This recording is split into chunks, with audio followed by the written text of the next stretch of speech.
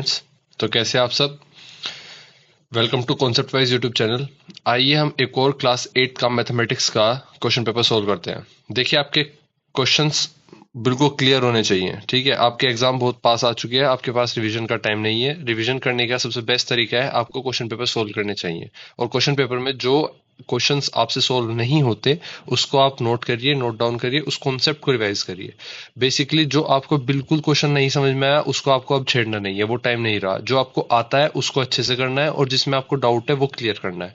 तो इसका सबसे बेस्ट तरीका होता है क्वेश्चन पेपर सॉल्विंग, और वही हम कर रहे हैं। तो आइए हम आगे बढ़ते हैं और अपने क्वेश्चन पेपर सोल्व करते हैं। ये सेशन एंडिंग एग्जाम में आ चुका है केंद्रीय विद्यालय संगठन में।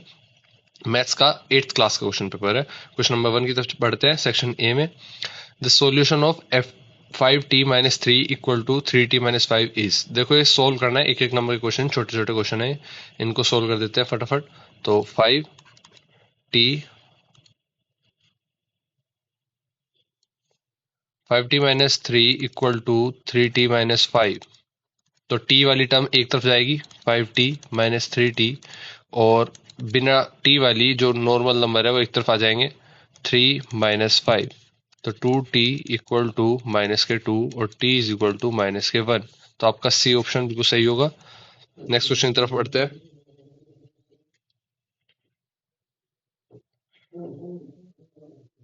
नेक्स्ट क्वेश्चन आपको कह रहा है which of the following can't be the last digit of a perfect square. देखो परफेक्ट स्क्वायर की लास्ट डिजिट कौन सी हो सकती है ये आपको याद कर लेना है, ठीक है। लास्ट डिजिट सिर्फ चार, आपकी जो लास्ट डिजिट होती है किसी परफेक्ट स्क्वायर की वो सिर्फ 6 हो सकती है। क्या क्या? 0, 1, 4, 5, 6 और 9। तो सिर्फ ये 6 टर्म ही लास्ट में आ सकती है किसी परफेक्ट स्क्वायर के। तो इनमें से कौन सी 4 आ सकती है, 9 आ सकती है, 6 आ सकती है, 3 नहीं आ सकती। तो ऑप्शन सी बिल्कुल सही आंसर है। तो इसके बाद हम बढ़ते हैं नेक्स्ट क्वेश्चन की तरफ। Question number 3, a person got a 20% increase in his salary if his salary was ₹50,000 then the new salary is. देखो परसेंटेज का क्वेश्चन है, आपको 20% इंक्रीमेंट किसी सैलरी में डालना है। आपके पास 5,000 पहले से रुपए हैं, और अगर मैं इसको सोल्व करूं यहाँ पर आराम से, तो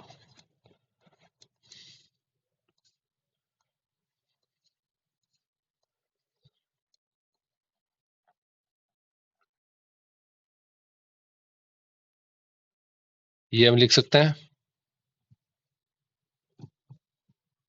बिल्कुल लिख सकते हैं।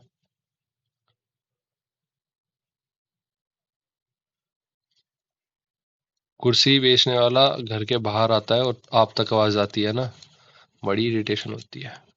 तो 50,000 उसकी पहले सैलरी थी, इंक्रीमेंट हो गया 20% का। 20% किसका? किसका 20%? 50,000 का। तो 20% 50,000 कैसे निकालते हैं? 20/100 इंटू 50,000। 2 जीरो से 2 जीरो गई, 5 2 10, और कितनी, 1 2 3, 3 जीरो बची, 1 2 3। तो 50,000 में कितना हो गया? 10,000 इंक्रीज हो गया, तो कितना हो गया? 60,000 हो गया।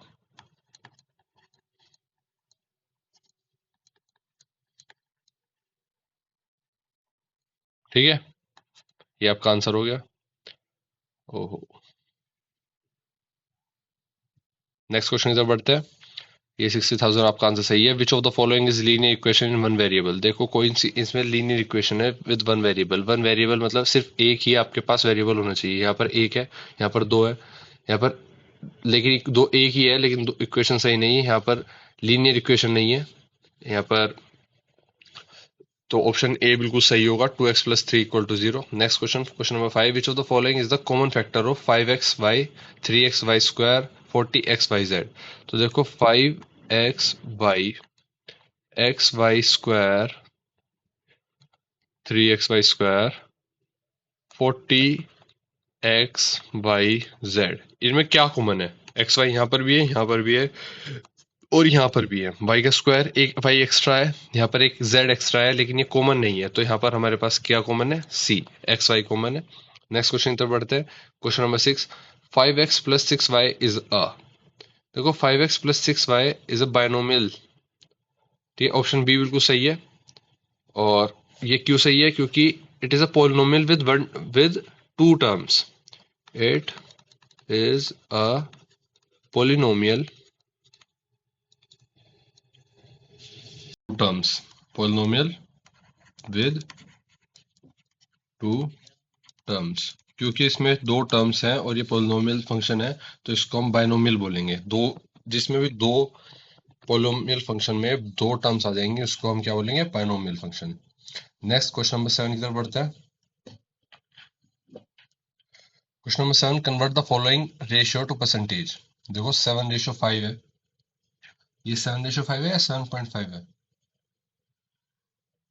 एक सेकंड में क्लियर करता हूँ। ये 7:5 है, ठीक है। तो आप इसको करेंगे 7/5। अब इसको हमें करना है फ्रैक्शन, फ्रैक्शन से करना है रेशियो टू फ्रैक्शन। पहले हमने रेशियो टू फ्रैक्शन करा, अब इसको फ्रैक्शन मतलब रेशियो टू परसेंटेज करना है, तो इनटू 100 कर देंगे। 5 20 सा, तो 7 इंटू 20 कितना होता है? 140। ये आ गया आपका 140%। 7/5 का बेसिकली ये, अगर मैं आपको डीपली समझाऊं थोड़ा, तो 7/5 का कितने परसेंट है? 140% है, ठीक है। अब ये बात आपको बाद में समझ में आएगी, थोड़ा आप मैच्योर हो जो। 140% है ना ये, तो 7/5 लिख सकते हैं। तो 5 का 140% कितना होगा? 7। ठीक है, 5 का 140% कितना होगा? 7। इस तरह से ये शो करते हैं। बट आपका सिंपल टर्म ये है कि 7/5 को परसेंटेज में करने के लिए इंटू 100 करते हैं, और परसेंटेज से रेशो में करने के लिए मल्टीप्लाई बाय 1/100 करते हैं, ठीक है। नेक्स्ट क्वेश्चन की तरफ पढ़ते हैं। Simplify 5/4 divide by 5/2। तो 5/4 डिवाइड बाय 5/2 को हम क्या लिख सकते हैं? 5/4 माइनस के 2। इसमें कौन सी प्रॉपर्टी लगी? देखो,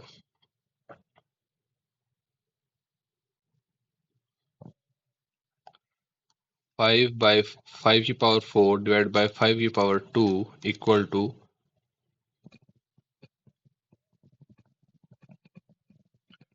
5/4 माइनस के 2 इक्वल टू क्या होता? 5/2, जो कि है 25। और आइडेंटिटी कौन सी लगी? कौन सी आइडेंटिटी लगी?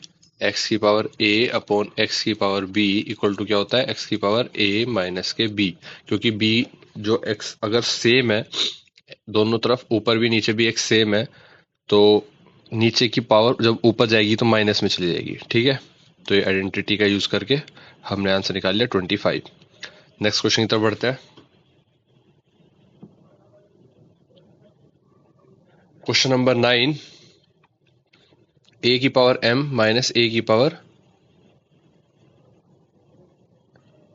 ये थोड़ा क्लियर नहीं हो पा रहा, शायद शायद ये लिखा है a की power m divided by a की पावर n, तो ये होगा a की पावर m माइनस के n।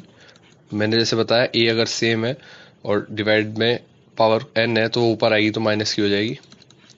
Next question number 10, find the product of 5x and 4xyz minus 4xyz। ये माइनस का है, तो अगर हम करेंगे इसको मल्टीप्लाई 5x इंटू माइनस के 4xyz, तो ये हो गया 5 की मल्टीप्लाई करेंगे हम -4 से, और x की मल्टीप्लाई करेंगे हम xyz से, तो ये कितना हो जाएगा? माइनस के 20x² ठीक है, ये आपका आंसर हो गया। नेक्स्ट क्वेश्चन की तरफ बढ़ते हैं। Question number 11, what will be the unit digit of the square root of 9801। देखो स्क्वायर रूट आपको निकालना आना चाहिए, ठीक है। हम इसका स्क्वायर रूट निकालते हैं, आइए। 9801, जब भी हम किसी का स्क्वायर रूट निकालते हैं तो सबसे पहले हमारी जिम्मेदारी होती है कि इसको इस फॉर्म में लिख लें, ठीक है। और इसके पेयर बना ले राइट हैंड साइड से, 1 2 2 के पेयर बना ले। अगर इवन, ये इवन टर्म्स है, लेकिन अगर इसमें और टर्म्स होती तो लास्ट में एक बच जाता, तो कोई दिक्कत नहीं है। लेफ्ट हैंड साइड जितने बचते हैं बचने दो, बट 2 2 के आपको पेयर बनाते आना है लेफ्ट राइट हैंड साइड से। तो अब हम यहाँ पर वो नंबर लिखेंगे जिसका इससे पहले तो फाइंड करेंगे कि हम जो पहले वाला पेयर है इससे छोटा होना चाहिए और सबसे बड़ा कोई परफेक्ट स्क्वायर। तो इससे सबसे बड़ा कोई परफेक्ट स्क्वायर क्या है जो कि 98 से छोटा हो, क्लोजेस्ट छोटा हो, वो है 81। 81 किसकी मल्टीप्लाई करके आता है, 9 का स्क्वायर है। तो 9 ही ऊपर लिखेंगे, 9 ही यहाँ पर लिखेंगे। तो ये कितना हुआ 81। अब इस 81 को माइनस करेंगे तो कितना आया 17। अब देखना मेन बात ये है कि 9 का डबल कितना होता है 18। यहाँ पर 18 लिखेंगे। अब यहाँ पर वो टर्म लिखेंगे जिसकी मल्टीप्लाई इस पूरे से करने के बाद, ये पेयर नीचे उतार लेते हैं 01। इस 1701 से यहाँ पर ऐसा नंबर लिखेंगे जिसकी मल्टीप्लाई इस पूरे से करने के बाद 1701 से कम आए। ठीक है, तो यहाँ पर हम सीधा दोबारा से 9 लिखेंगे, यही 9 ऊपर लिखेंगे। तो 9 189 का कितना होता है 1701। ये तो एग्जैक्ट आया, ये इससे छोटा है, तो कितना बचा 0। यही हमारा आंसर हो गया। आ गया 9801 किसका स्क्वायर रूट है, इसका स्क्वायर रूट क्या होगा, सॉरी इसका स्क्वायर रूट होगा 99। यही हमारा आंसर होगा जो ऊपर आएगा। ठीक है, ये आंसर होगा। नेक्स्ट क्वेश्चन की तरफ बढ़ते हैं। और हाँ, इसमें क्वेश्चन क्या पूछा गया था कि द यूनिट प्लेस क्या होगा, यूनिट प्लेस पर क्या होगा अगर हम 9801 का स्क्वायर रूट करते हैं। तो यूनिट प्लेस पर क्या होगा 9, the unit place of 99 is equal to 9। ठीक है, नेक्स्ट क्वेश्चन की तरफ बढ़ते हैं। क्वेश्चन नंबर 12, फैक्टराइज a की पावर 4 माइनस b की पावर 4। तो इसमें डायरेक्ट प्रॉपर्टी लगाएंगे हम, a की पावर 4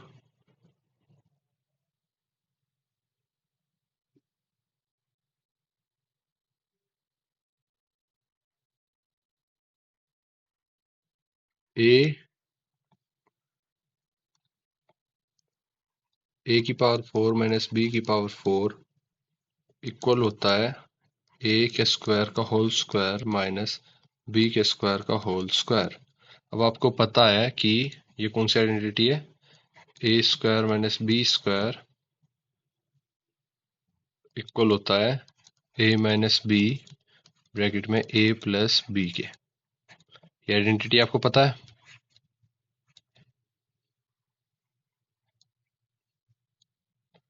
तो अब ये हो जाएगा आपका a square minus b square a square plus b square.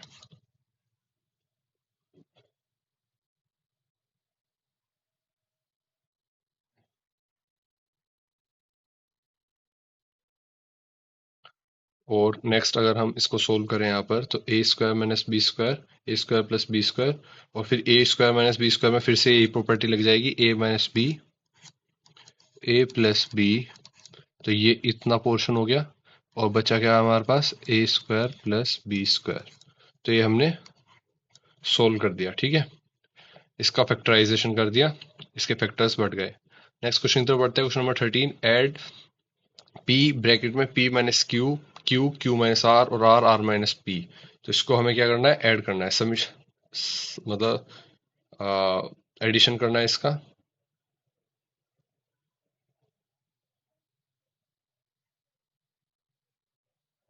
तो इसका एडिशन करते हैं यहीं पर, p minus Q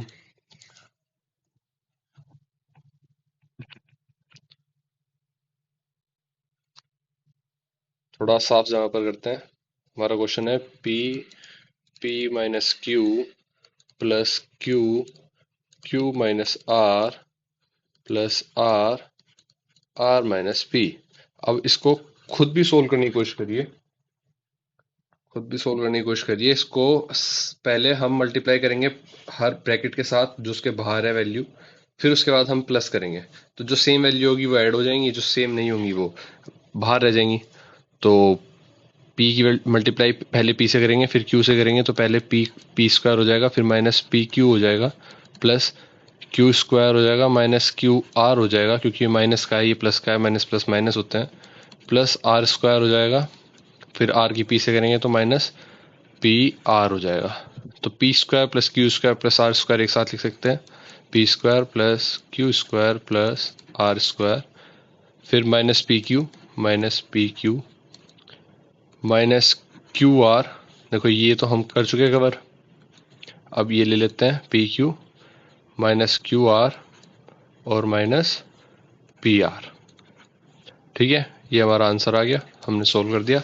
next question की तरफ बढ़ते हैं। Question number 14, write a Pythagorean triplet whose one member is 14। तो देखो हमें लिखना है पाइथागोरस ट्रिपलेट, पाइथागोरियन ट्रिपलेट बोलते हैं इसको जनरल फॉर्मूला का यूज करके। तो जनरल फॉर्मूला क्या है, आइए क्वेश्चन नंबर 14 को सोल्व करते हैं। क्वेश्चन नंबर 14 जनरल फॉर्मूला लिख लेते हैं पहले। देखो कोई भी पाइथागोरियन ट्रिपलेट का जो एक फॉर्मूला होता है वो होता है कि 2m, अगर कोई m वैल्यू है तो उसकी पहली टर्म होगी 2m, सेकंड टर्म होगी उसकी m स्क्वायर माइनस 1 और थर्ड टर्म होगी उसकी m स्क्वायर प्लस 1। अगर इसमें कोई भी वैल्यू हम पुट करेंगे तो वो एक पाइथागोरियन ट्रिपलेट बन जाएगा। ठीक है, अब उसने कहा है कि लेट से फर्स्ट टर्म इज 14, तो वो कह रहा है कि 2m क्या होगा, 14 होगा, तो हमारा m क्या होगा, ऑब्वियसली 7 होगा divide by 2।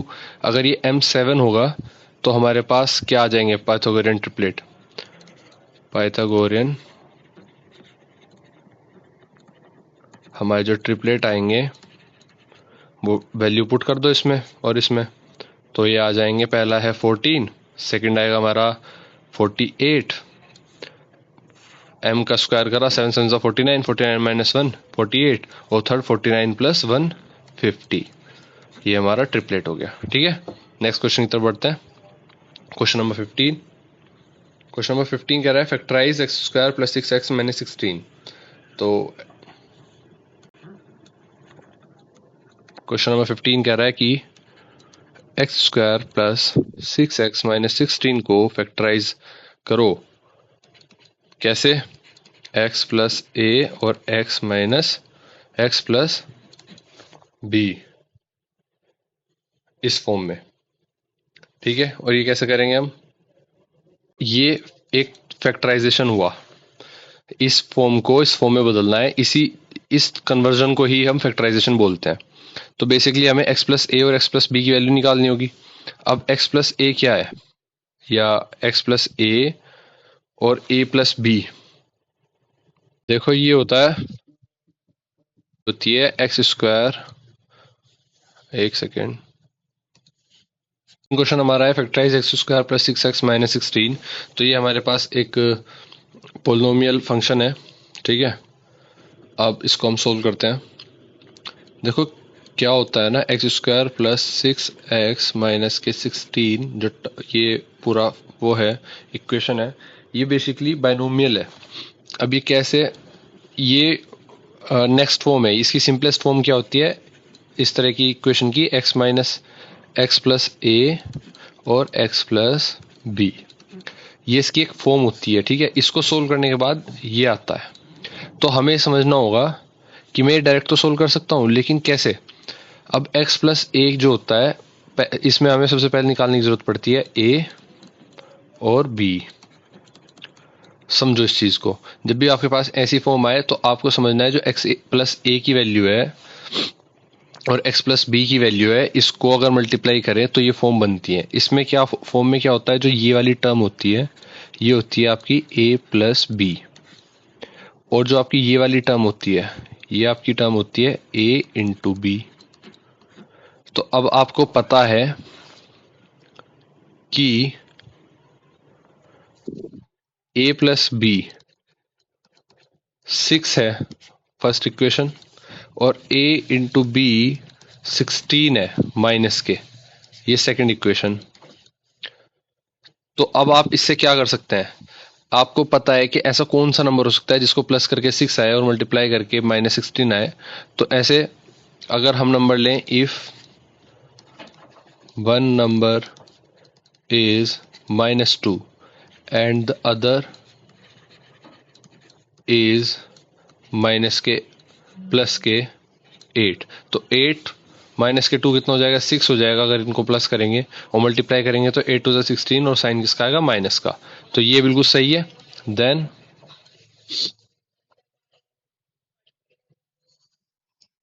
-2 plus 8 equal to 16 होता है, 16 होता है। अरे भाई ये 6 होता है, ये 6 होता है और -2 इंटू 8 इक्वल टू -16 होता है।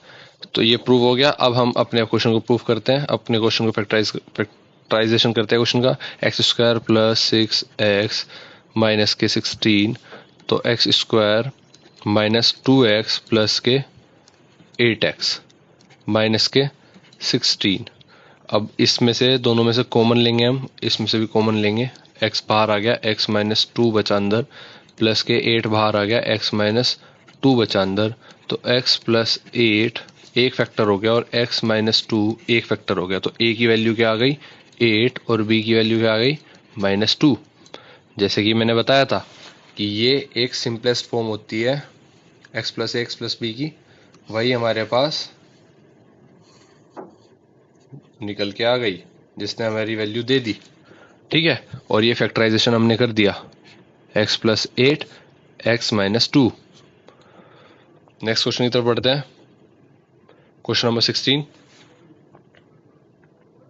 Express the number appearing in the following statement in standard form. देखो साइज ऑफ बैक्टीरिया इज 0.000123456660 है और 7th 5 नंबर है। तो आप इसको कैसे स्टैंडर्ड फॉर्म में कैसे लिखोगे, 5 मल्टीप्लाई बाई 10 की पावर कितनी है, 1 2 3 4 5 6 और 1 7। पॉइंट के बाद कितनी टर्म है, 7, और पॉइंट किस तरफ है, 5 के लेफ्ट हैंड साइड, तो माइनस की तरफ जा रहा है, तो 10 की पावर -7 मीटर। ये आपकी स्टैंडर्ड फॉर्म होगी। Thickness of thick paper is 0.0 mm। तो 0.0 mm का मतलब है 7 इंटू 10 की पावर कितनी, पॉइंट कितने बाद है, 1 2, 2 के बाद किस तरफ, left hand side. Left hand side का मतलब नेगेटिव की तरफ, -2, 10 की पावर -2। ठीक है, 5 इंटू 10 टू द पावर -7 और 7 into 10 to the power -2 mm। ये इनकी स्टैंडर्ड फॉर्म है। ठीक है, नेक्स्ट क्वेश्चन पर चलते हैं। Solve for t 3t minus 3 और इक्वल टू 5 2t प्लस 1 का ब्रैकेट। इसको सोल्व करते हैं, यहीं पे कर दें।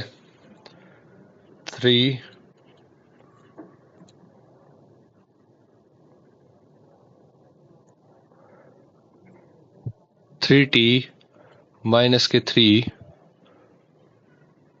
इक्वल टू 5 2t प्लस के 1। तो 3t माइनस के 9 इक्वल टू 10t प्लस के 5। ठीक है, अब 3t और 5t एक तरफ, 10t एक तरफ ले लेंगे। 10t माइनस के 3t और 5 प्लस के 9 एक तरफ चला जाएगा, माइनस का प्लस साइन हो जाएगा और 3t इस तरफ आएगा।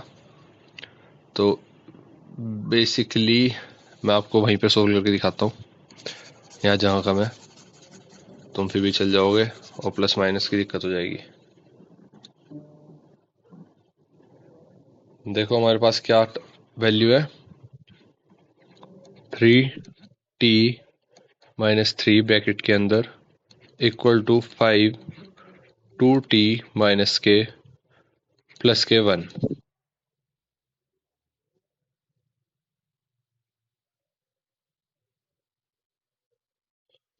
अब हम इसको ब्रैकेट से मल्टीप्लाई करेंगे। 3t माइनस के 9 इक्वल टू 10t प्लस के 5। अब t वाली टर्म एक तरफ जाएगी और 9 वाली टर्म एक तरफ, तो 10t की तरफ 3t लाएंगे अगर, 10t माइनस के 3t और 5 को 9 की तरफ लाएंगे तो -5 -9 माइनस के 14 इक्वल टू, ये कितना हो गया 7t, और t इज इक्वल टू, ये बहुत ऑब्वियस आंसर हो गया, -2। 7 से 14 को डिवाइड करेंगे तो कितना आ जाएगा, 2 ज़ा, और माइनस का साइन है तो -2, तो t की वैल्यू -2।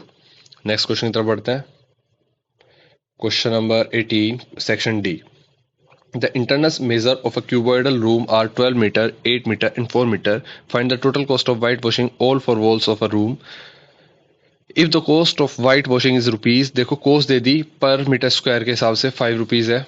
आपको मेजरमेंट दे दी इंटरनल इंटरनल्स जो आपकी वॉल्स हैं उसकी. तो what will be the cost of white washing if the ceiling of the room is also white washed. अगर सीलिंग भी, अगर छत भी उसकी वाइट वॉश कर दी जाए, तो आपके पास एक रूम है जिसकी चारों दीवारी अंदर से पेंट करनी है, हमें डायमेंशंस हमें दे दी गई है और उसमें कहा है कि छत भी पेंट करनी है. तो आपके पास आपको निकालना है चारों दीवारों का जो भी एरिया होगा और छत का एरिया. तो आइए इस क्वेश्चन को सोल्व करते हैं.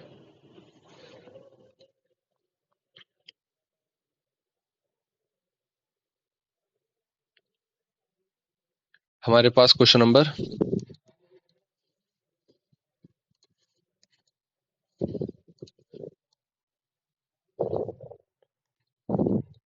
18. एल हमें दी गई है 12 मीटर, बी हमारे पास है 8 मीटर और एच हमारे पास है 4 मीटर. कोस्ट गिवन है, cost of white washing, area of total cost निकाल लेंगे हम. Total cost area of 4 walls क्या होगा. देखो एक दीवार का, ये आपके पास कमरा है, अगर हम इस दीवार का सिर्फ निकाल ले एरिया तो L इंटू बी होगा, L इंटू एच. ये L है, मैं आपको फिगर बड़ी बनाकर दिखाता हूं.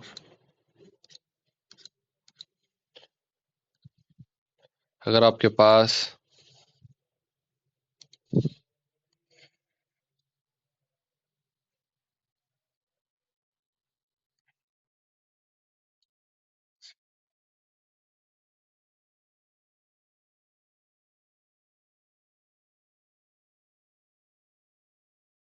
ये H है, ये L है, ये B है, तो इस दीवार का एरिया क्या होगा L इंटू एच और इस दीवार का एरिया क्या होगा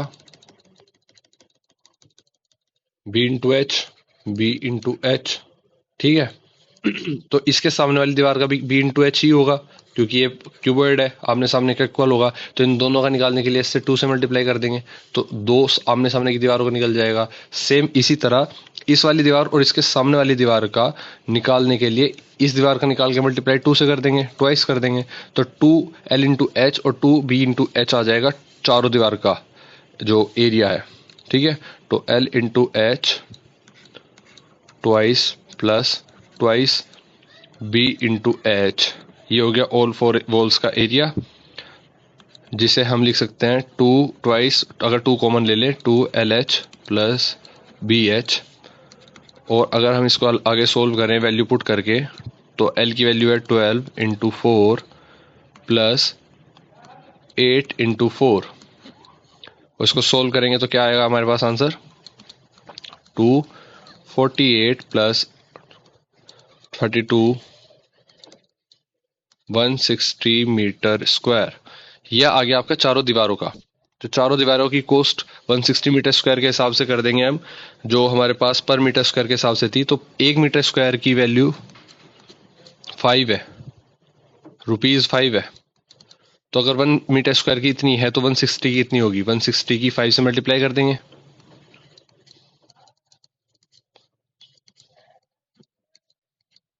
रुपीज 160 इंटू 5 की मल्टीप्लाई करने पर हमारे पास रुपीज आता है 800. तो ये चारों दीवार की कॉस्ट आ गई. अब एरिया ऑफ सीलिंग निकालेंगे.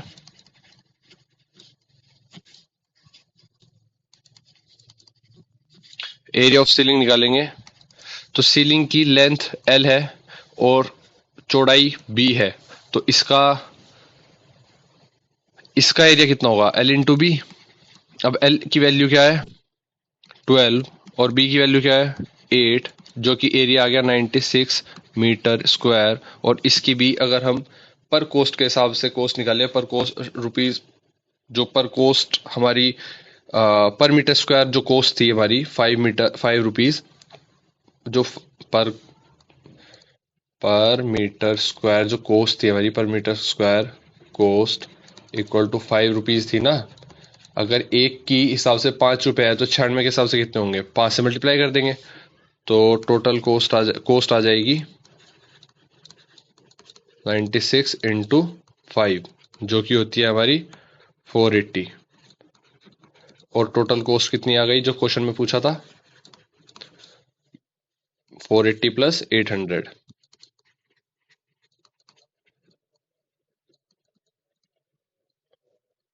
1280।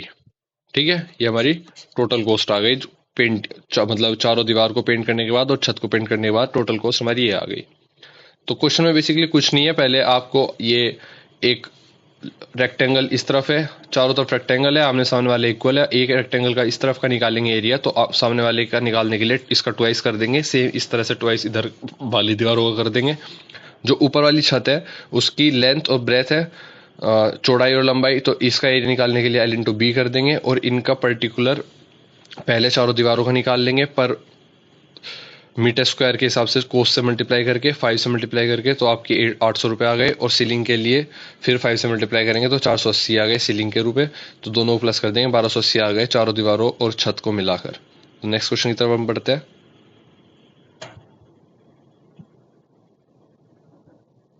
Question number 19, factorise the expression and divide as directed. तो हमें इसको फैक्टराइज करना है और फिर हमें इसे डिवाइड करना है, तो आइए।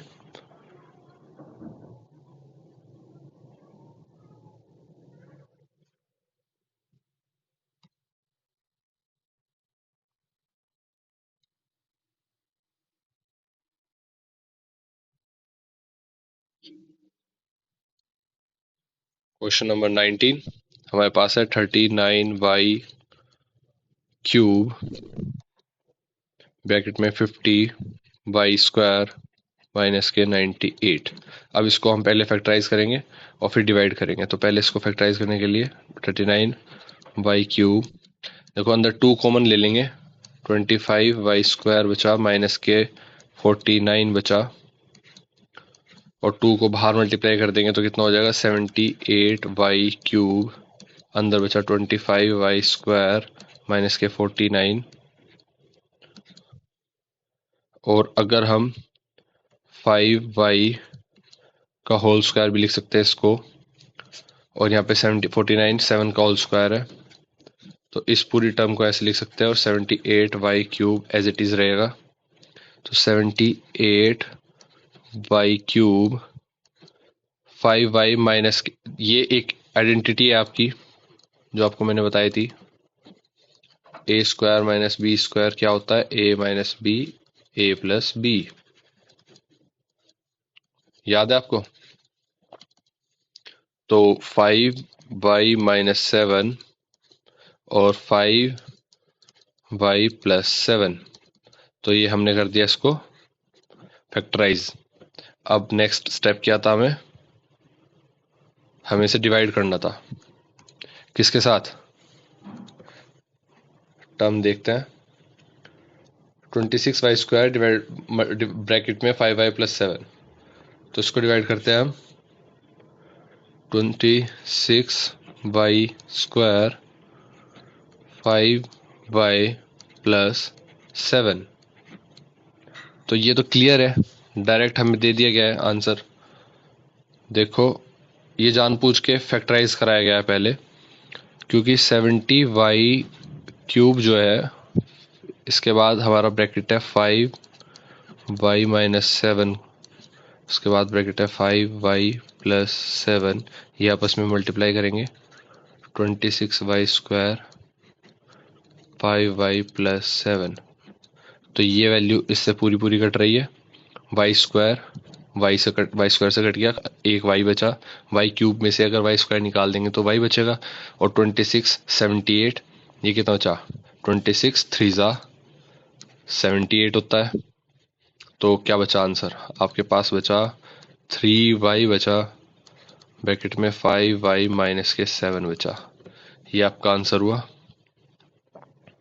जिसको अगर सोल्व करेंगे तो 15y² माइनस के 21y, ये आपका लास्ट आंसर है। नेक्स्ट क्वेश्चन की तरफ बढ़ते हैं। Question number 20, simplify the expression 3x, simplify the expression 3x bracket में 4x minus 5 plus 3 and find the value for x is equal to 3 and x equal to 1/2। इसे solve करना है और हमें दो वैल्यू निकालनी है जब एक बार x 3 हो और एक बार x 1/2 हो। तो आइए सोल्व करते हैं। नंबर ऑफ ये क्वेश्चन नंबर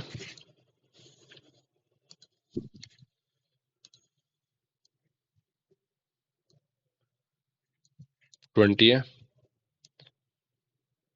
क्वेश्चन नंबर 20 कह रहा है कि 3x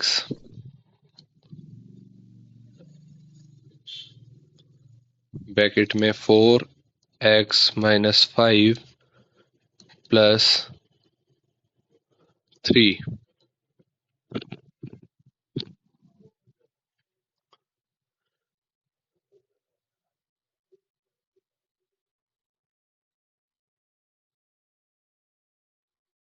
क्वेश्चन कह रहा है 3x ब्रैकेट में 4x माइनस 5 प्लस 3 को सिंप्लीफाई करते हैं और एक पर वैल्यू रखते हैं।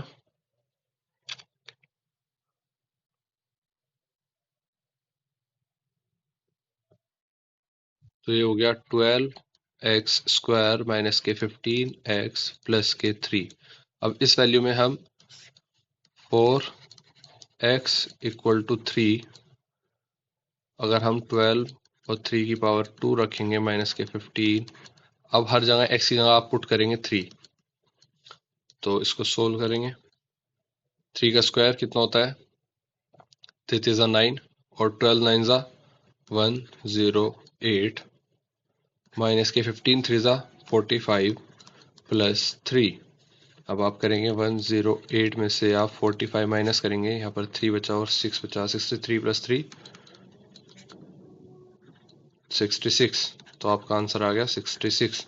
और यही काम अगर आप फॉर x इक्वल टू 1/2 करेंगे तो 12 इंटू 1/2 की होल स्क्वायर माइनस के 15 divide by multiply by 1/2 plus के 3, तो ये आप सोल्व करेंगे तो 12 इंटू 1/4, 1/2 का स्क्वायर हो गया 1/4 माइनस के 15 डिवाइड बाय 2 प्लस के 3, तो ये आपके पास आएगा 4 3 3 माइनस के 15 डिवाइड बाय 2 प्लस के 3, तो 2 आप एलसीएम लेंगे तो क्रॉस मल्टीप्लिकेशन होगी एलसीएम लेने के बाद, तो ऊपर आएगा 3 2 6 माइनस के 15 प्लस के 3 2 6 और डिवाइड बाय 2, तो 6 6 12 माइनस 15 माइनस के 3 बाय 2, 3/2 को क्या लिख सकते हैं हम 1.5, तो 1.5 माइनस का। नेक्स्ट क्वेश्चन की तरफ बढ़ते हैं।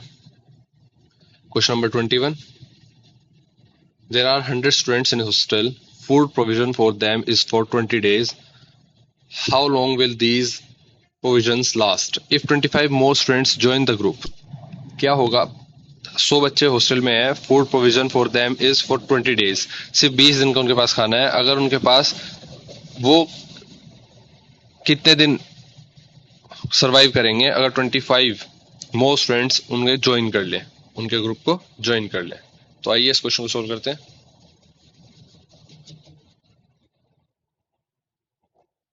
Number of students in hostel कितने हैं, क्वेश्चन नंबर कितना है 21।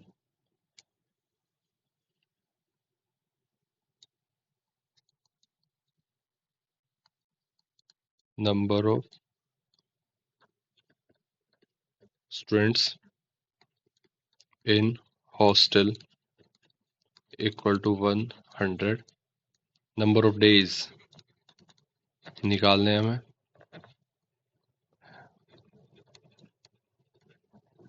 लेकिन अभी गिवन क्या है, number of days for which food can be provided equal to 20 days.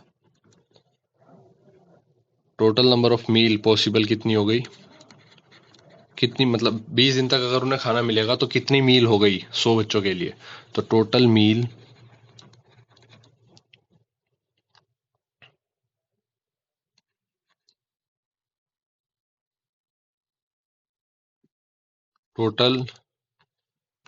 जो पॉसिबल है, total number of meal possible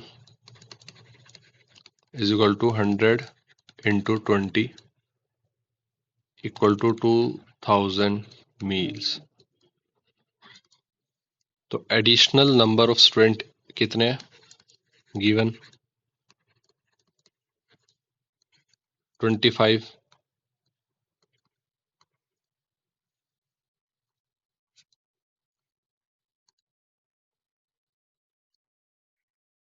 जो बच्चे ऐड हो गए वो कितने हैं 25 स्टूडेंट्स है।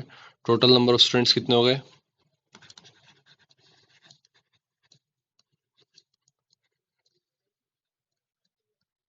पहले कितने थे 100, अब कितने हो गए 25, तो ये कितना हो गया 125। टोटल नंबर ऑफ स्टूडेंट्स 125 हो गए। Number of days for which the food will now last, अब कितने दिन तक वो फूड लास्ट करेगा। अब आप क्या करेंगे, 2000 मील्स को 125 स्टूडेंट्स में बांट देंगे तो आपके दिन निकल कर आ जाएंगे। तो आप लिखेंगे number of days for which the food will now last. तो ये हो गया आपका equal to number of meal possible, total number of meal को डिवाइड कर देंगे टोटल नंबर ऑफ स्टूडेंट से, टोटल स्टूडेंट से। तो कितने दिन तक वो चला पाएंगे, मतलब कि आप इतनी मील को इतने बच्चों में बांटोगे तो जितने दिन तक जितनी भी मील आएंगी वो दिन आएंगे बेसिकली, कि एक दिन में एक बच्चे को एक मील मिल रही है तो आपके दिन निकल कर आ जाएंगे। तो आप नंबर ऑफ मील्स कितनी है पॉसिबल कितनी है 2000 और बच्चे कितने हैं 125, जिसको डिवाइड करने के बाद आपके पास आता है 16। तो आपसे 16 डेज तक उसको चला पाएंगे। नेक्स्ट क्वेश्चन आपके पास है two reasons, question number 22। To persons could fit new windows in a house in 3 days। पहला ऑप्शन है क्वेश्चन के रूप में, one of the persons fell ill before the work started, how long would the job take now, how many persons would be needed to fit the windows in 1 day. तो पहला क्वेश्चन है कि अगर दो बच्चे could fit new windows in a house in 3 days, दो बच्चे मिलकर एक घर में एक विंडो 3 दिन में लगाते हैं, तो अगर अगर एक उनमें से बीमार पड़ जाता है तो बिफोर द वर्क स्टार्ट होने से पहले, तो बाकी बचा हुआ कितने दिन में वो काम करेगा। तो ये आपका पहला क्वेश्चन है। इसको क्वेश्चन नंबर 22 को सॉल्व करते हैं।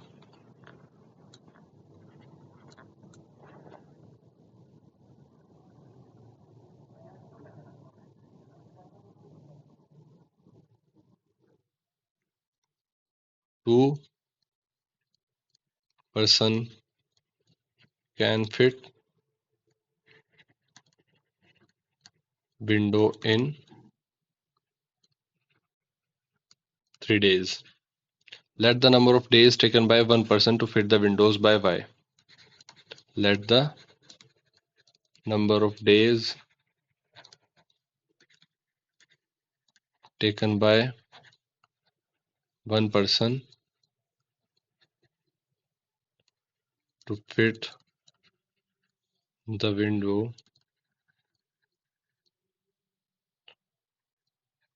be y।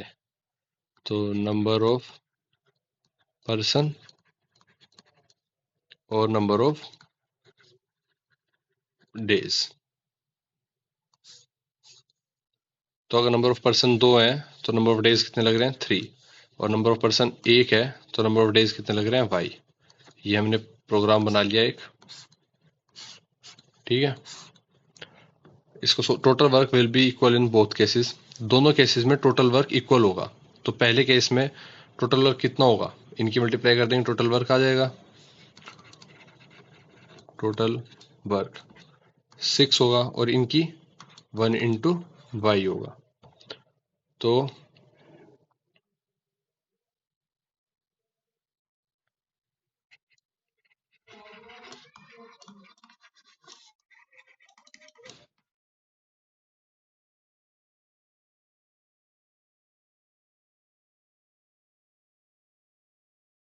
देखो दोनों ही केसेस में वर्क तो बराबर ही होगा ना। एक खिड़की फिट होनी है, पहले दो बंदे एक खिड़की को फिट करने में 3 दिन लगा रहे थे, अब एक बंदा कितने दिन लगाएगा? तो जितने भी दिन लगाएगा लगेगी तो एक ही खिड़की ना।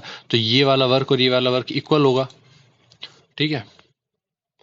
अब अगर 6 इक्वल टू 1y होगा तो 1/6 होगा, तो y की वैल्यू कितनी आएगी? 6। तो अगर y की वैल्यू 6 है, y की वैल्यू अगर 6 है, तो आपको पता है कि y क्या है? y is number of days for one person, number of days for one person। तो आपका आंसर आ गया, पहले का आंसर आ गया। नेक्स्ट क्वेश्चन की तरफ, नेक्स्ट पार्ट की तरफ बढ़ते हैं, part 2।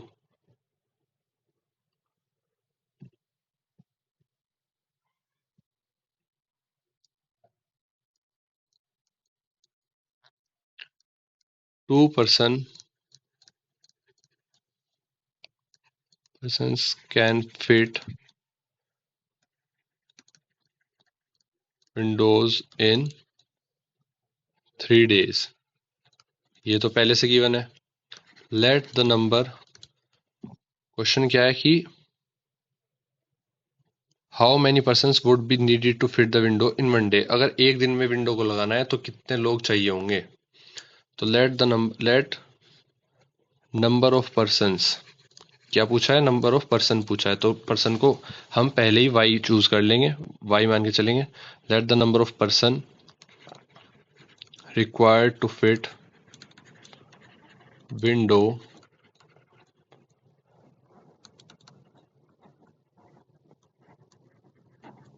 In one day be Y.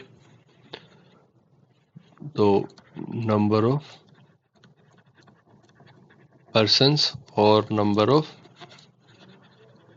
Days.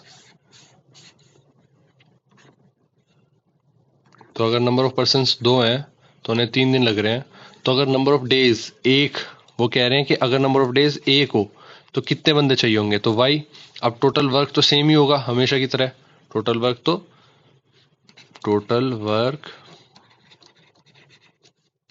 Will be equal in both case. ये तो फैक्ट है। तो एक ही खिड़की लगनी है, चाहे दो बंदे 3 दिन में लगाओ, चाहे कोई एक दिन में लगा लो। तो ये टोटल वर्क 6 है। अब यहां पर भी इक्वल 6 होना चाहिए। तो ये कितना होगा? 1 इंटू वाई।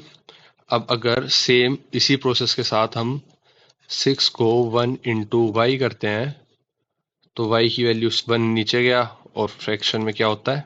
6। वाई की वैल्यू 6 आई। तो वाई की वैल्यू क्या आई? 6। और यहाँ पे हमें पता है कि हमने वाई क्या लिया था? Y is the number of persons that fit window in one day, that fit the window in one day। तो हमारे पास 6 persons की जरूरत होगी। तो नेक्स्ट क्वेश्चन की तरफ बढ़ते हैं। ये आपका क्लियर है? देखो बेसिकली क्या है, नंबर ऑफ पर्सन जितने हैं वो लिख लेंगे, फिर नंबर ऑफ डेज लिख लेंगे। तो दो बंदे 3 दिन में कोई काम करते हैं तो टोटल वर्क कितना होगा? 6 काम होगा। सेम इसी तरह से उन्होंने कहा है कि कितने दिन लगेंगे अगर सिर्फ एक बंदा हो। तो काम तो हमारे पास 6 ही है, यहाँ पर भी।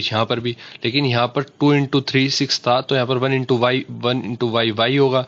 तो वाई की वैल्यू 6 आ जाएगी क्योंकि ये दोनों बराबर होंगे, वर्क बराबर है। तो वाई की वैल्यू 6 आई। और यहाँ पर वाई क्या माना था हमने?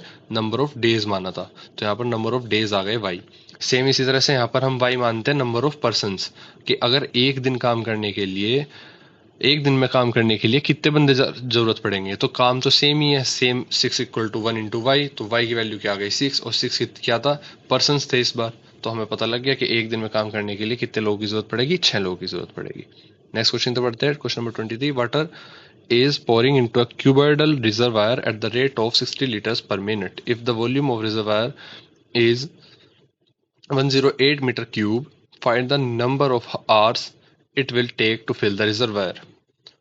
तो हमारे पास डायमेंशंस दे दी गई है, मेजरमेंट दे दी गई है। अब आपको ये सोल्व करना है, तो आइए सोल्व करते हैं। देखो होता क्या है, 1 मीटर क्यूब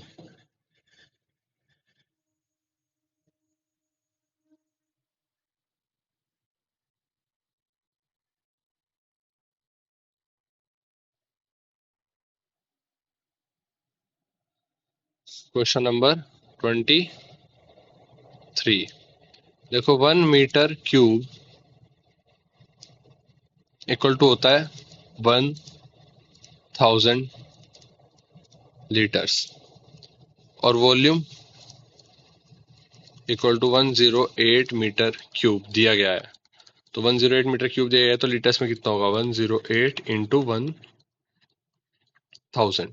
अगर 1000 लीटर्स को 108 से मल्टीप्लाई करेंगे तो कितना आ गया, 108,000 लीटर्स। तो वॉल्यूम आ गया। और वाटर फ्लो रेट क्या है,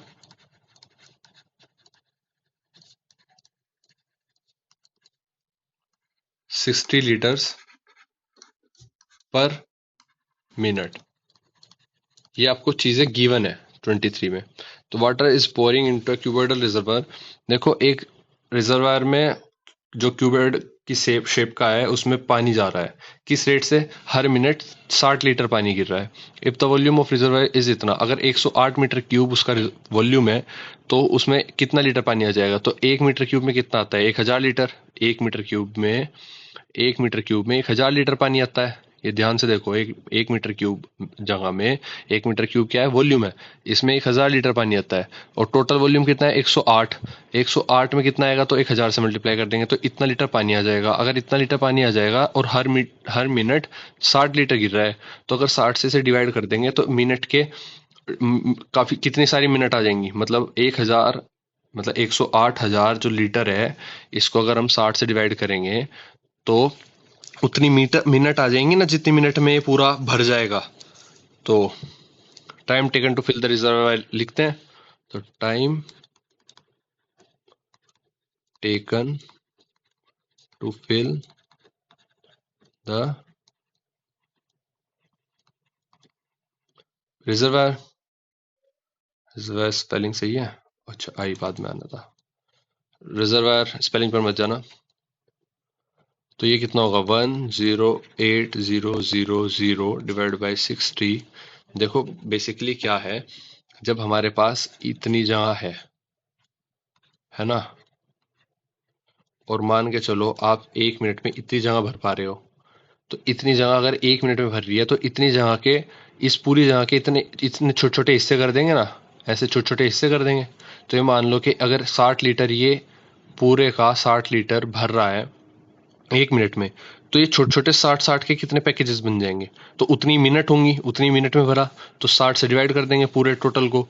तो 60 से डिवाइड करने के बाद क्या आएगा, 1, 0 से 0 गया, फिर आएगा आपका 1800 मिनट। अब ये मिनट आई, 1800 मिनट लगेंगी। अगर हमें इसे घंटे में बदलना है तो 1 घंटे में कितनी मिनट होती है, 60। तो अब इस 1800 मिनट को अगर हम घंटे में बदलेंगे 1800 को, तो 60 से डिवाइड करेंगे। अब 1 घंटा 60 मिनट का है, तो ऐसे कितने 60 होंगे, तो कितने घंटे होंगे, डिवाइड कर देंगे। तो ये हो गया आपका 30 आवर्स। 30 आवर्स। नेक्स्ट क्वेश्चन तो बढ़ता है, क्वेश्चन नंबर 23 हो गया हमारा। 24 की तरफ बढ़ते हैं। Animal left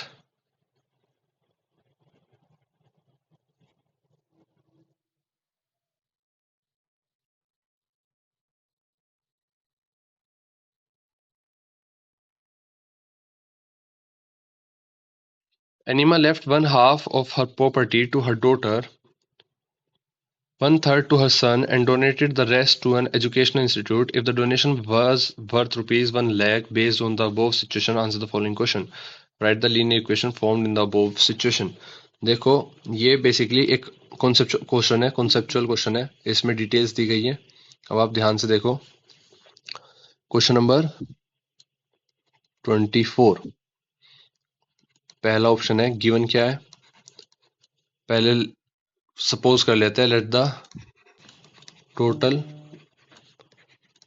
property be x.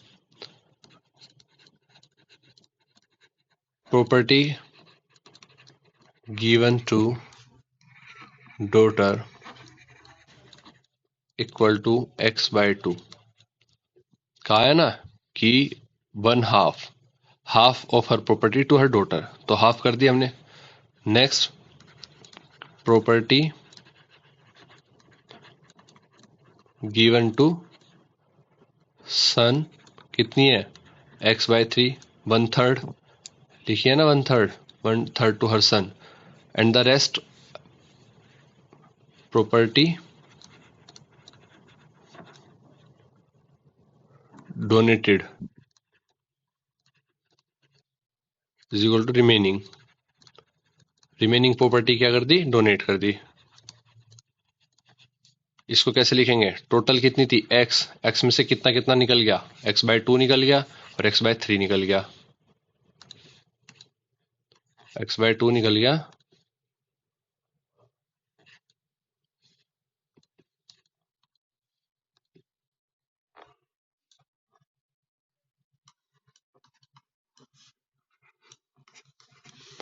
x/2 निकल गया, और फिर माइनस कर देंगे x/3 भी माइनस कर देंगे। तो ये बची हुई प्रॉपर्टी x में से जो बचेगी प्रॉपर्टी वो उसने डोनेट कर दी। अब given that worth of donated property कितनी है, गिवन दैट, ये गिवन है चीज, वर्थ ऑफ डोनेटेड प्रॉपर्टी कितनी है, 1 लाख रुपीज। तो अगर ये 1 लाख रुपए है, ये वैल्यू 1 लाख है, तो हम इसे 1 लाख के इक्वल रख देंगे। तो x माइनस के x/2 माइनस के x/3 इक्वल टू 1 लाख।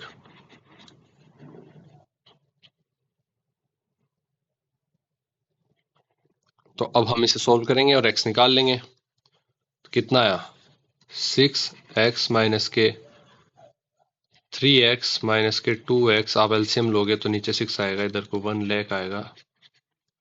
और आपको ये परफेक्ट इक्वेशन तो हो गई, इसमें तो आपको लिखना था, इसमें ही तो आपको लिखना था। आपकी वैल्यू आई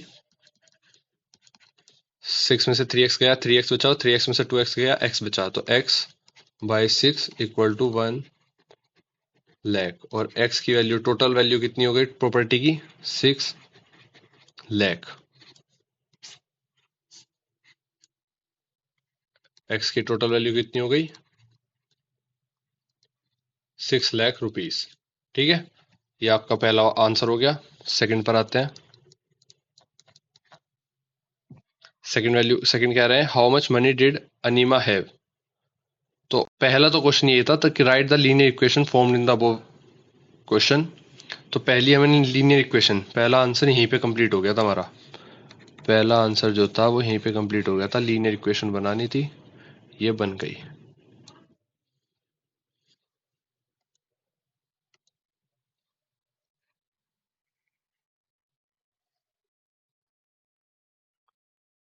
x माइनस के x/2 माइनस के x/3 equal to 1 lakh.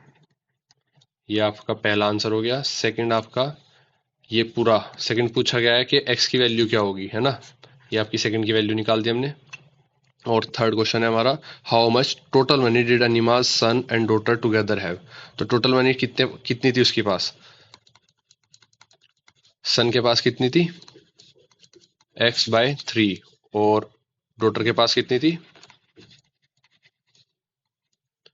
x/2। तो टोटल इन दोनों की मिला के निकालनी है। टोटल है 6 लाख डिवाइड बाय 3, और यहाँ पर है 6 लाख डिवाइड बाय 2, तो ये आ गई 2 लाख और ये आ गई 3 लाख, और इन दोनों को अगर हम प्लस कर देंगे तो ये आ गई 5 लाख। तो वैल्यू आ गई 5 लाख। नेक्स्ट क्वेश्चन तो बढ़ते हैं। Question number 25। After retirement, Raju thought to stay in village's house. After going there, he found there was a shortage of water in village. So he thought construct a well. He hired some laborers and guided them that the well should be 7 meter in diameter and 20 meter deep. Based on the above information answer the following question. ये information दी गई है कि राजू अपने गांव में रहने का निर्णय लेता है, फिर वो वहां पे पानी की कमी के कारण एक कुआं खोदने का विचार करता है, जिसमें वो लेबर को बुला के लाता है और उन्हें कहता है कि 7 मीटर डीप डायमीटर होना चाहिए इस कुएं का, और 7 मीटर डायमीटर होना चाहिए इस कुएं का, और 20 मीटर गहराई। ठीक है, 20 मीटर इसकी गहराई डीप होना चाहिए। तो अब हमारा पहला क्वेश्चन है, what is the shape of the well. Shape of the well क्या होगी? सिलेंड्रिकल होगी ऑब्वियसली। तो शेप ऑफ द वेल क्या होगी?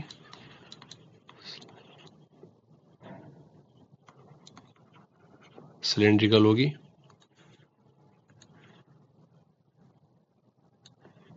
What will be the radius of the well? देखो रेडियस डायमीटर क्या है? 20। तो रेडियस क्या होती है? Is equal to d by 2। तो कितना हो गया? 20 बाय 2, ये होगी 10। अच्छा, ये तो डेप्थ थी ना, ये तो गहराई थी। हमें निकालनी है डायमीटर। डायमीटर कितना दिया था? 7। और रेडियस कितनी होती है? D by 2। तो 7 बाय 2 कितना हो गया? 3.5 मीटर। ये आपकी क्या हो गई? Radius. What will the volume of the earth dug out? तो वॉल्यूम क्या होगा? देखो वॉल्यूम का फॉर्मूला होता है सिलेंडर, वॉल्यूम ऑफ सिलेंडर का फॉर्मूला होता है pi R square H. Value put करेंगे 22/7 इंटू आर। आर क्या है? 3.5 इंटू 3.5। एच क्या है? 20। गहराई है ना 20, ये गहराई है ना 20, तो ये एच हो गया यहाँ से यहाँ तक का। तो इसको सोल्व करेंगे।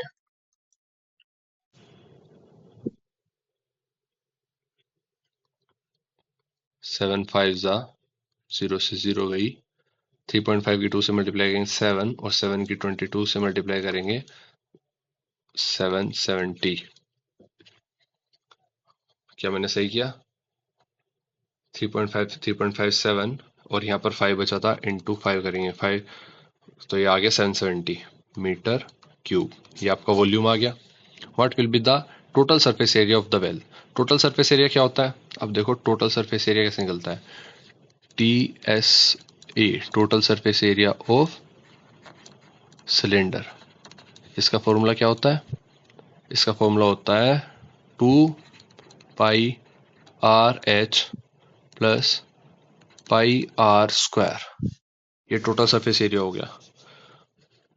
तो इसमें वैल्यू पुट कर देंगे 2 इंटू 22/7 इंटू आर क्या है? 3.5 इंटू एच क्या है? 20 प्लस के पाई जिसकी वैल्यू 22.7 है, और आर स्क्वायर क्या हो गया? 3.5 का होल स्क्वायर। तो इसको वैल्यू को 0.0 से पॉइंट किया, 7 5 ज़ा, और आप इसको जब सोल्व करेंगे आगे बढ़ेंगे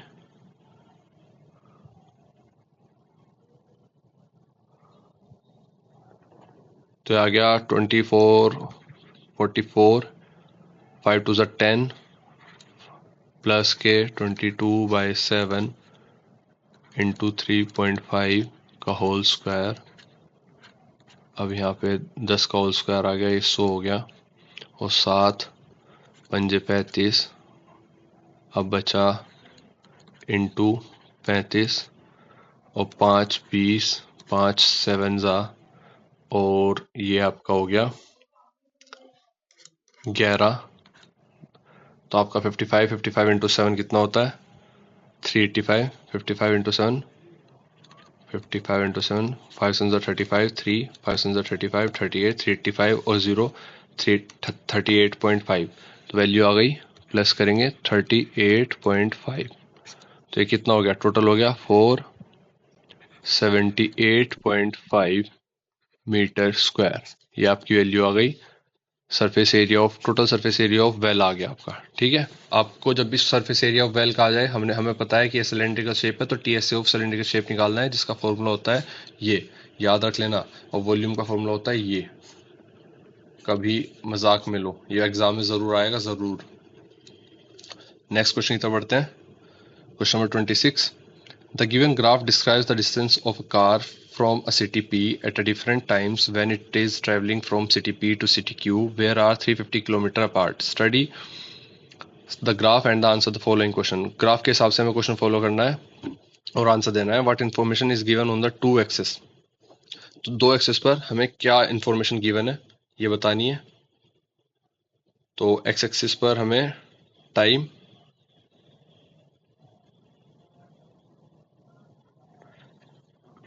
एक्स एक्सिस पर हमें टाइम और वाई एक्सिस पर, एक्स एक्सिस ये है, वाई एक्सिस ये है। याद रखना, ये एक्स एक्सिस है, ये वाई एक्सिस है। एक्स एक्सिस पर टाइम दिया गया है, वाई एक्सिस पर distance from point P, distance from P.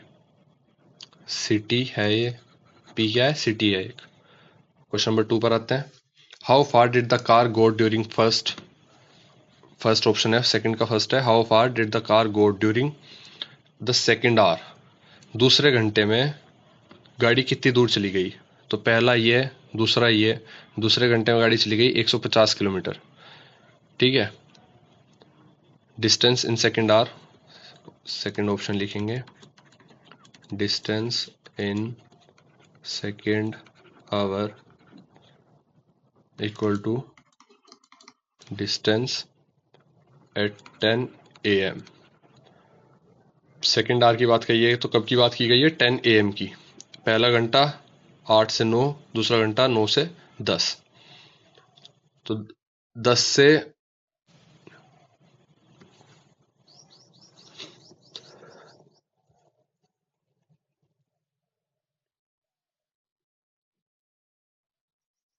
What information is given? How far did the car go during the second hour? तो ड्यूरिंग द सेकेंड आवर कितना kilometre दूर गई है। तो पहले घंटे में यहाँ से यहाँ गई है, आप समझो यहाँ से यहाँ गई है पहले घंटे में ट्रेन, जो गाड़ी है। और दूसरे घंटे में यहाँ से यहाँ पर गई है। तो यहाँ से यहाँ पर के डिस्टेंस को हम, यहाँ पर 150 है, यहाँ पर 50 है, तो कितना डिस्टेंस ट्रेवल कर लिया। तो डिस्टेंस एट 10 AM, ये वाला जो 10 AM का डिस्टेंस है, और डिस्टेंस एट 9 AM माइनस कर देंगे, डिस्टेंस एट 9 AM। तो 10 AM तक कितना चली गई, 150 किलोमीटर माइनस, और 9 AM तक कितना चली गई, 50 चली गई थी। तो टोटल कितना चली गई सेकेंड आवर में, 100 किलोमीटर चली गई in second hour. Third question है हमारे पास, इसका सेकंड है कि थर्ड आवर में कितना गई। देखो, जब हमें किसी भी घंटे में निकालनी होती है ना, तो जितना टोटल चली गई और पिछले घंटे के स्टार्टिंग में जितना गई थी वो माइनस कर देंगे। तो थर्ड आवर में फर्स्ट आवर ये था, सेकंड आवर ये है। थर्ड आवर में 11 बजे तक वो चली गई 200 किलोमीटर। थर्ड ऑप्शन करते हैं, जैसे कि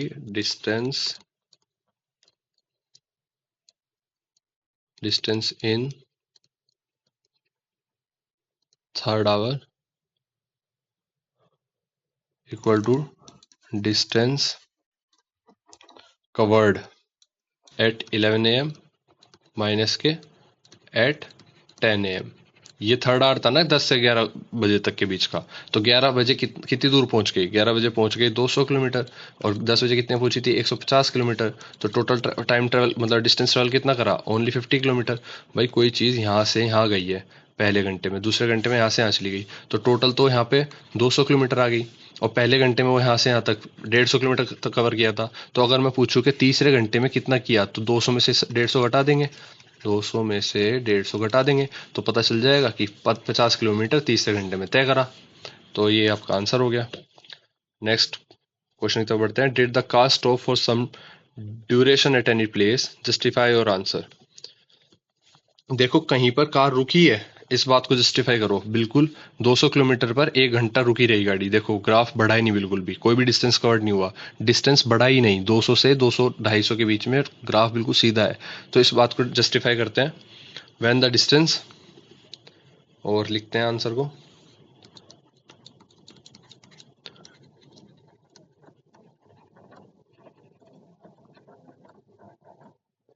When the distance traveled by the car did not change,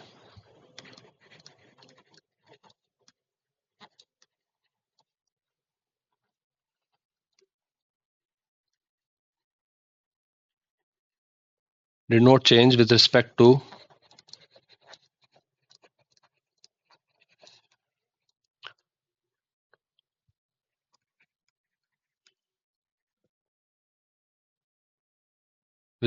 a period of time, it donated that the car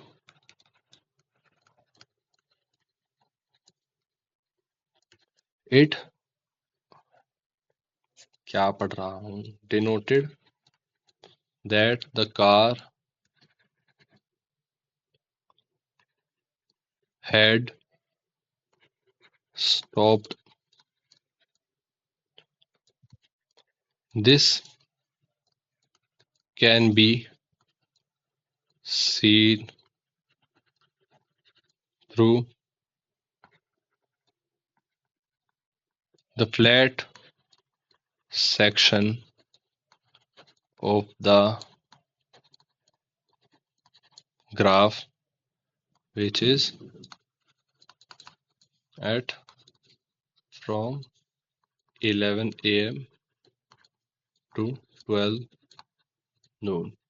ठीक है, हमने इसे जस्टिफाई कर दिया। जब भी कोई distance travel by the car did not change, जब भी चेंज नहीं होता तो रिस्पेक्ट किसी भी मतलब पीरियड ऑफ टाइम के लिए, अगर टाइम बीत रहा है और कोई भी ग्राफ में चेंज नहीं आ रहा, डिस्टेंस नहीं कवर हो रहा, तो ये दर्शाता है कि हमारे पास हमारी जो कार है वो रुकी हुई है। और ये ग्राफ में भी साफ देखा जा सकता है, क्योंकि 11 से 12 दोपहर के 12 बजे तक कार ग्राफ बिल्कुल भी हिला नहीं है।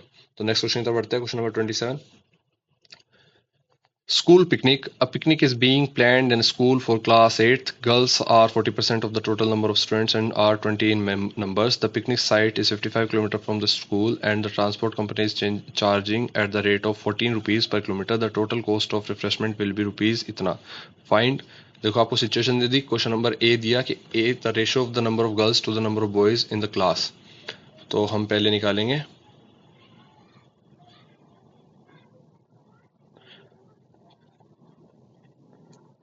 Question number 27।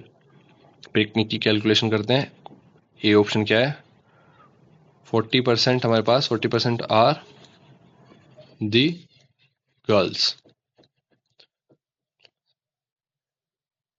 This implies that 60% are boys. ये तो ऑब्वियस हो गया। तो if total number of student in class are x, मान लेते हैं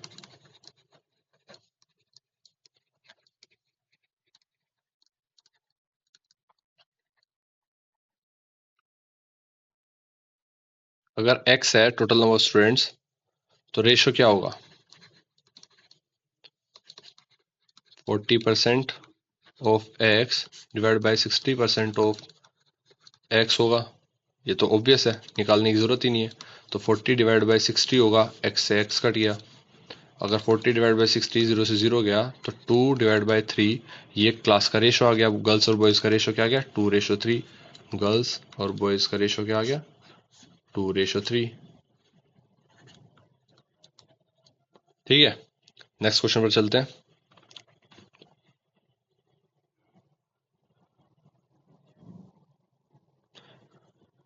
बी पार्ट क्या कह रहा है? हमें निकालने की जरूरत नहीं है। जब भी हमारे रेशो की बात की जाए ना, तो आपको परसेंटेज निकालने की जरूरत नहीं है, डायरेक्ट आप रेशो लगाएं। रेशो और परसेंटेज एक ऐसी चीज है जिसमें रियल वैल्यू की कोई जरूरत नहीं है। ठीक है, बी क्या है? The refreshment cost per head if 2 teachers are also going with class. तो per head cost of refreshment निकालनी है।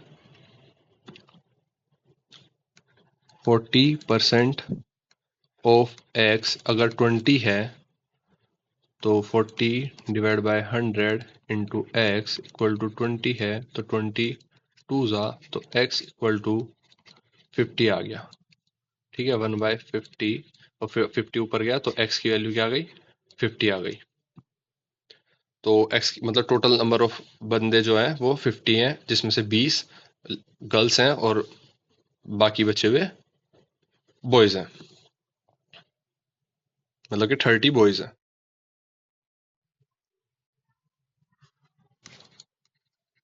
टोटल नंबर ऑफ स्टूडेंट्स लिख लेते हैं, हमारे पास आ गया 50।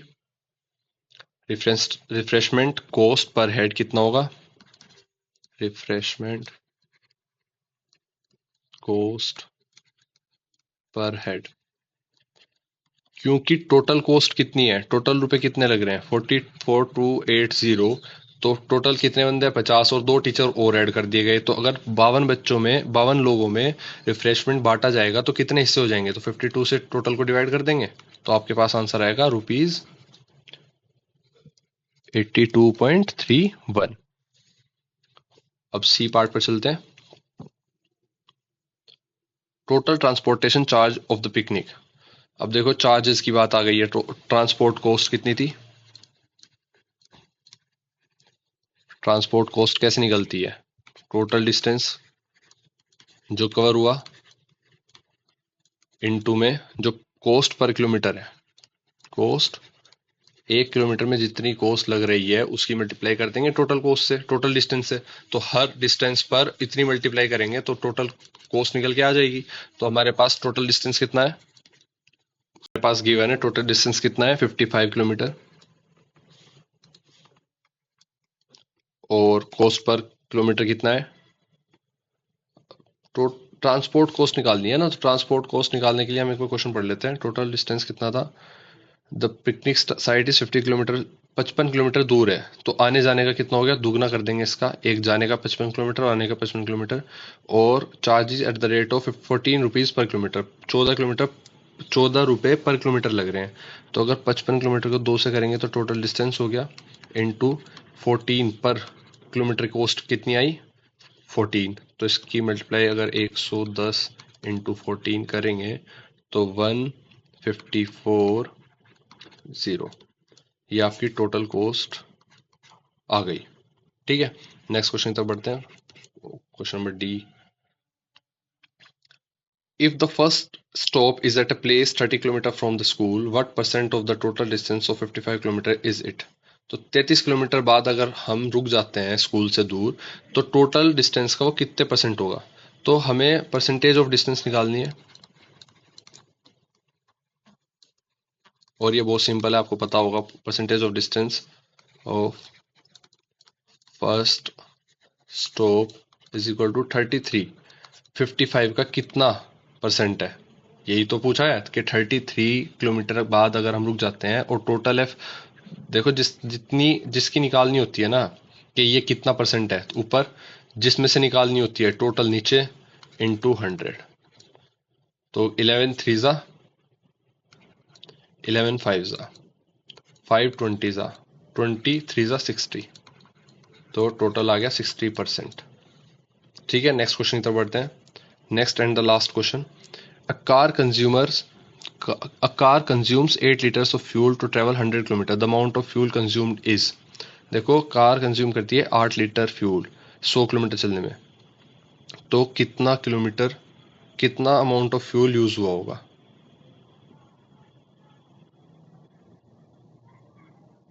और ये कॉम्पिटेंसी बेस्ड क्वेश्चन सेकंड है।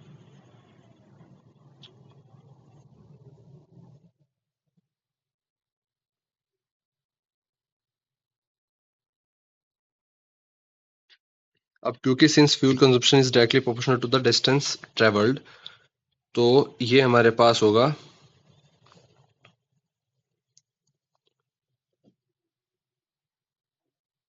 Okay okay okay, a car consumes 8 litre of fuel to travel 100 kilometre. 8 litre तेल लगता है 100 किलोमीटर जाने के लिए। The amount of fuel consumed is directly proportional to the distance travelled. और जो अमाउंट ऑफ फ्यूल है, जो अमाउंट ऑफ फ्यूल कंज्यूम कर रहे हैं, मतलब जो खर्च पेट्रोल कर रहे हैं, वो डायरेक्टली प्रोपोर्शनल है डिस्टेंस ट्रेवल के। मतलब जितना ज्यादा डिस्टेंस ट्रेवल होगा उतना ही ज्यादा उसी रेट से बढ़ेगा हमारा fuel consumption. If the distance is increase the fuel consumption also increase, obvious है। तो क्वेश्चन नंबर फर्स्ट कहता है how much fuel will the car consume to travel 200 kilometre. तो हम लिखते हैं अपना आंसर 28 का first. Because of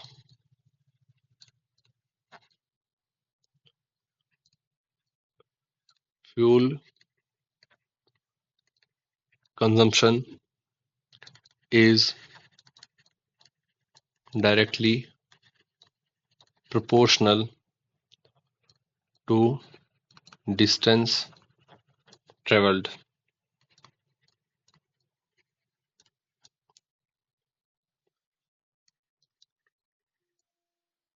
Fuel for 200 kilometer divided by fuel for 100 kilometre भाई 100 से 200 किलोमीटर हो गया। तो इसी रेशियो से पहले 8 लीटर खर्च कर रहा था,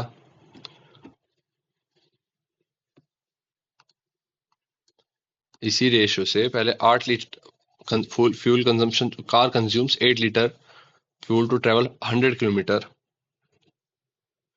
तो जो फ्यूल उसने 100 किलोमीटर पे करा पहले 8, उतना ही 200 के हिसाब से करेगा। तो डिस्टेंस कितना था, डिस्टेंस भी उस हिसाब से चल रहा है। पहले डिस्टेंस 100 किलोमीटर चला था, ये क्या है डिस्टेंस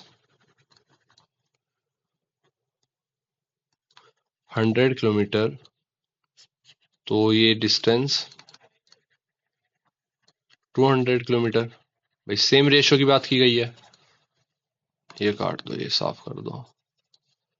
सेम रेशियो की बात की गई है। तो फ्यूल फॉर 200 किलोमीटर कितना होगा, तो 200 किलोमीटर के फ्यूल के लिए कितना होगा डिस्टेंस 200 अपॉन ये फ्यूल फॉर 100 किलोमीटर कंजम्पशन कितना था 8। तो 200 अपॉन 100 किलोमीटर ये गिवन था, मतलब हमने प्रोपोर्शन में रखा है ना, तो इंटू 8 ऊपर ले जाएंगे, ये 8 ऊपर गया। देखो मैं तुम्हें साफ करके दिखाता हूँ थोड़ा। फ्यूल फॉर 200, फ्यूल फॉर 100, ये रेशो है distance for 200 distance for 100।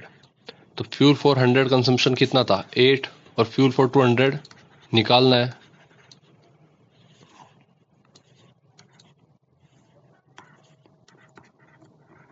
Fuel for 200 हमें निकालना है। डिस्टेंस फॉर 200 किलोमीटर कितना है 200 किलोमीटर ही है, और ये 100 किलोमीटर ही है। अब ये फ्यूल जो कंज्यूम हुआ फॉर 200 किलोमीटर, तो 200 डिवाइड बाय 100 इंटू 8, तो 0 से 0 गया, 8 दूनी 16, 16 लीटर्स। ये आप डायरेक्ट भी निकाल सकते थे कि 100 में अगर 8 है तो 200 में कितना होगा 16 होगा ऑब्वियसली। अगर 100 में 8 लीटर लग रहे हैं तो 200 में कितने लगेंगे, ये इसका दुगना है, तो ये भी इसका दुगना होगा, 16 लीटर लगेंगे। लॉजिकल बात है। इसका सेकंड पार्ट पूछ रहा है if the car uses 12 litres of fuel to travel a certain distance. अगर 12 लीटर में गाड़ी कहीं जा रही है, कि कोई दूरी तय कर रही है, how far will it travel, तो वो कितनी दूर जाएगी। तो बेसिकली 12 लीटर का पूछा है। अब हमें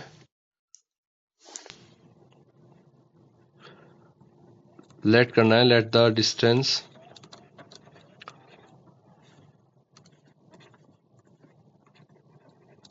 travelled by car on using 12 litres of petrol be x. X मान लिया हमने, वो किलोमीटर, एक्स किलोमीटर मान लिए कि 12 लीटर में एक्स किलोमीटर जाता है। तो डिस्टेंस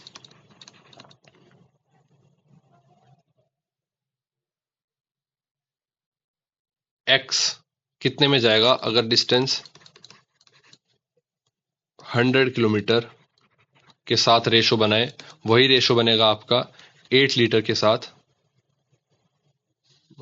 एक सेकेंड,